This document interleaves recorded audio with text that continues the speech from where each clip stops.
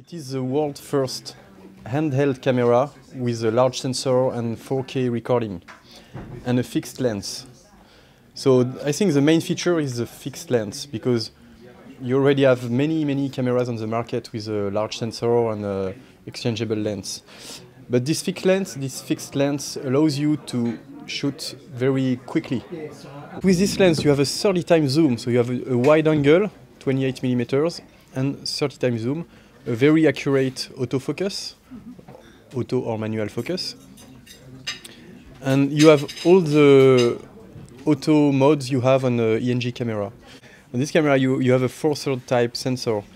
It is almost as big as 35mm sensor, but not as big.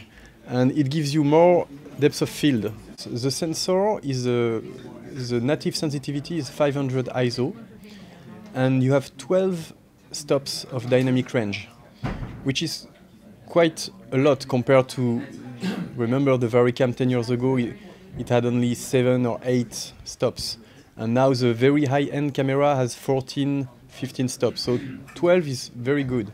And you can achieve that with the V-log-L curve, which is exactly the same as the GH4 curve and exactly the same as the VariCam curve, except that the signal clips earlier because it's only 12 stops. So in post-production, if you shoot with VariCam plus DVX200 or GH4 plus DVX200, you can apply the same settings, the same LUT or the same CDL on the image, and you will get the same result because they're based on the same gamma curve. The recording is 420 8-bit, and there is a HDMI output that provides 422 10 bits output in 4K. So if you want 422 10 bits, you can use external recorder, and internally you have 420. Now, I would like to explain something about 420. In 4K, 4K 420 has much more information than HD 422 or even than HD 444, because 422, 444, 420 is a matter of resolution, or how much information you have for each image, red, green, blue. In 4K 420 you have 3 times more values for each color than HD. So it's a big gap.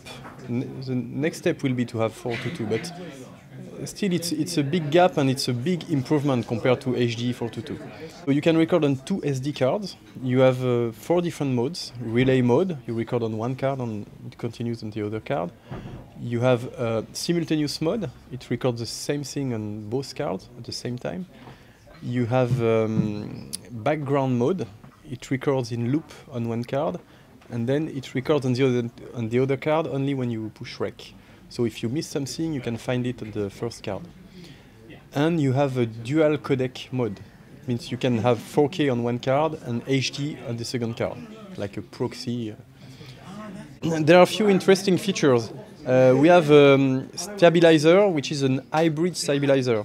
It means optical plus digital stabilizer. And it's a 5-axis stabilizer, so it's stabilized like this, like this, like this, like this, and like this. This stabilizer is customizable, so you can choose the effects you want.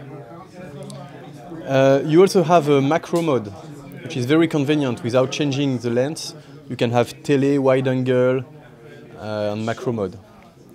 You have 3 ND filters, 1/4, 1/16, 1/64. So it's -2 stops, -4 stops, -6 stops. And then you find the buttons exactly at the same place as any ENG camera.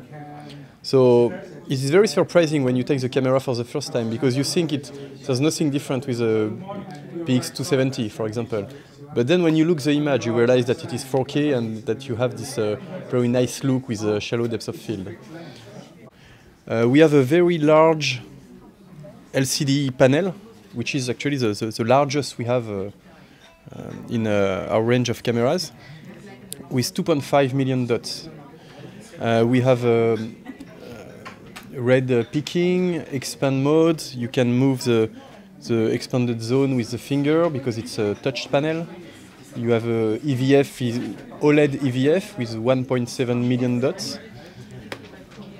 So it makes this camera very easy to use and very easy to get accurate focus when shooting in 4K. This camera will be available after IBC, end of September, in small quantities, and then the big of the production will comes in October.